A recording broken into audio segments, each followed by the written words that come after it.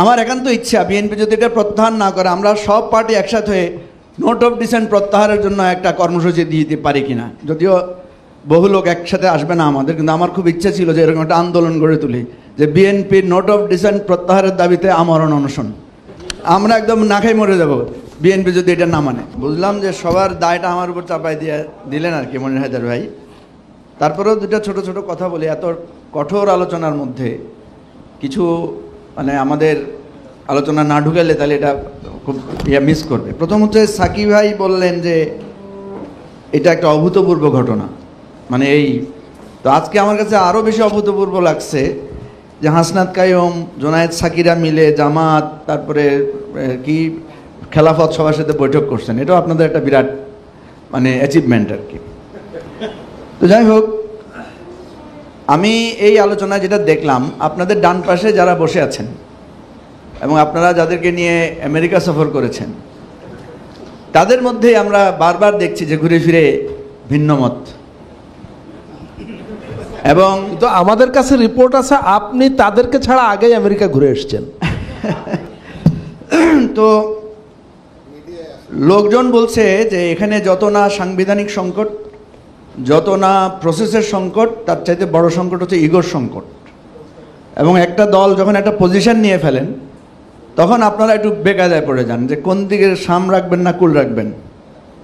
তো আমার কাছে মনে হচ্ছে যে দেশের মানুষ শান্তি এবং ঐক্যমত চায়, কিন্তু সীমান্তের ওপারে অনেকে চায় আমরা বিভেদের মধ্যে থাকি, সংঘাত এবং বিভক্তির মধ্যে থাকি।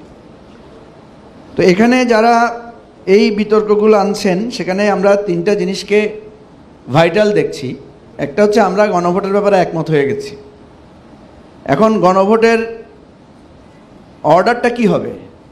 সেটা কি সাংবিধানিক আদেশ হবে, মানে সংবিধান আদেশ হবে, নাকি অধ্যাদেশ হবে, নাকি যেটা জাভেদ বলল যে এই দুই বিতর্কের মাঝখান থেকে এটাকে একটা সনদ আদেশ হতে পারে। মানে এগুলো কি মুদ্রার এপিঠ ওপিঠ না একই জিনিস? এটা আমাদের ইয়া ভালো বলতে পারবে, মুদ্রা বিশেষজ্ঞ শিশির মনির ভালো বলতে পারবে। তা আমি যেটা মনে করি যে আপনার লেখা যেটা থাকবে সেটা তো একই জিনিসই লেখা থাকবে। মানে আমরা চাই গণভোট হোক, আমরা চাই আমাদের এই জুলাই সনদটা সংবিধান অন্তর্ভুক্ত হোক, আমরা চাই আপনার এটা একটা পরবর্তী সংসদ যাতে এই ক্ষমতাটা পায়, সে এটাকে এই অ্যামেন্ডগুলো করার বা এই অন্তর্ভুক্তিগুলো করার, এটাই তো লেখা থাকবে। এখন ভাই এই লেখাটা, এই অর্ডারটা আপনারা বিতর্ক করতেছেন, এটা সংবিধান আদেশ নাকি অধ্যাদেশ নাকি বিশেষ আদেশ? আমরা যদি এটা একমত হইতে না পারি তাহলে আপনারা রেফারি হিসাবে আপনাদের এত বিশেষজ্ঞ এত কিছু, আপনারা এটা সমাধান দিয়ে দেন।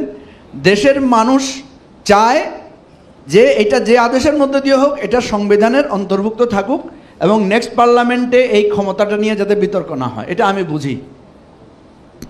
2 নম্বর হলো বিতর্কটা গণভোট আগে হবে না পরে হবে, এটা কিন্তু কোনো সাংবিধানিক বিতর্ক নাই। এখানে হচ্ছে সুবিধা অসুবিধা। এই যে দেখেন, যখন নিজের মন্তব্যকে প্রতিষ্ঠিত করতে চাই তখন সংবিধানকে সামনে নিয়ে আসি।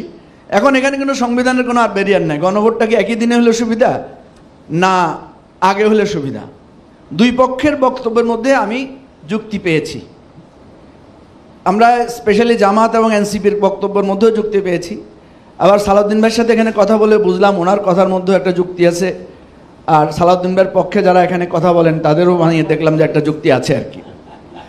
তো এখন প্রশ্ন হচ্ছে যে এই সুবিধা অসুবিধা দুই পক্ষেই আছে, দুইটাতে আছে, কিন্তু কোনটাতে সুবিধা? আমি এখন একটু বেকায়দায় পড়ছি। রাশেদ আমাকে বলতেছে, ভাই আমি কতবার যেটা বলছিলাম সেটাই তো মনে হয় ভালো।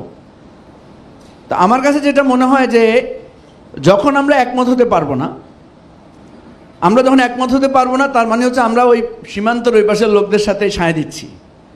তখন আপনাদেরকে রাষ্ট্রের দায়িত্বটা গ্রহণ করতে হবে, অর্থাৎ আপনারা একটা সিদ্ধান্ত দিয়ে দিবেন এবং এটা আমি মনে করি জনগণ এটা মেনে নিবে। এখন বাকি থাকছে নোট অফ ডিসেন্ট। আমাদের মোশতাক ভাই, যদিও নামের আগে খন্দকার নাই, আজকে প্রথমে উনি যেটা বললেন যে ওনারা যে নোট অফ ডিসেন্ট দিয়েছেন ওইটাও আমাদের এখানে থাকতে পারবে না। তো মহা মুশকিল, তাহলে তো যত নোট অফ ডিসেন্ট থাকবে সবগুলোকে বাদ দিয়ে দিতে হবে। মান্না ভাই আমাকে একটু একে একে প্রশ্ন করেছেন যে তাইলে গণভোট কি প্রসঙ্গে হবে। এখন আমরা যদি আমাদের জুলাই সনদে এটা লিখে দিই, আমি তো আগেই বলেছিলাম আমরা চাই বিএনপি তার ইয়াগুলো প্রত্যাহার করুক, নোট অফ ডিসেন্টগুলো। আমার একান্ত ইচ্ছা বিএনপি যদি এটা প্রত্যাহার না করে আমরা সব পার্টি একসাথে হয়ে নোট অফ ডিসেন্ট প্রত্যাহারের জন্য একটা কর্মসূচি দিয়ে দিতে পারি কিনা। যদিও বহু লোক একসাথে আসবে না আমাদের, কিন্তু আমার খুব ইচ্ছা ছিল যে এরকম একটা আন্দোলন গড়ে তুলি যে বিএনপির নোট অফ ডিসেন্ট প্রত্যাহারের দাবিতে আমরণ অনশন। আমরা একদম না খাই মরে যাব বিএনপি যদি এটা না মানে। তো কথা হচ্ছে এই জটিলতা যদি আমরা সমঝোতার মাধ্যমে অবসান করতে না পারি, তাইলে একটা হইতে পারে আমরা সনদে লিখে দিব যে বিএনপি যদি বা যে দল, যেমন ধরেন বাংলাদেশ জাসদ যদি মানে ওনারা যদি গণরায় পায় তাইলে ওনারা সংবিধানের বিষয়টা করবেন, আদারওয়াইজ এখানে যা লেখা আছে এটাই গ্রহণ হবে। এখন এইভাবে করে হলেও এটার একটা সলিউশনে পৌঁছান। আজকের দিনেই সমাধান হলে বেশি খুশি, আর নাইলে আরেক দিন করেন, কিন্তু ফাইনালি ডিসিশনটা আপনারা নেন। আর এই জাতিরে আর ঐক্যবদ্ধ করার চেষ্টা করেন না। বহুত চেষ্টা করছেন, মানুষের সামনে যাই বলেন ভাই এই জাতি ঐক্যবদ্ধ হবে না, আমরা এটা দিয়ে দিলাম, এবার জনগণের কাছে দিলাম। আসসালামু আলাইকুম। মঞ্জু ভাই একটু আপত্তি করি, সামান্য শুরুর দিকে শুনতে পারিনি, সেই জন্য ক্ষমা প্রার্থী। কিন্তু সবচেয়ে বড় জিনিস যেটা না, ঐক্যবদ্ধ তো হচ্ছি আমরা ঐক্যবদ্ধ হচ্ছি না কোথায়? হ্যাঁ,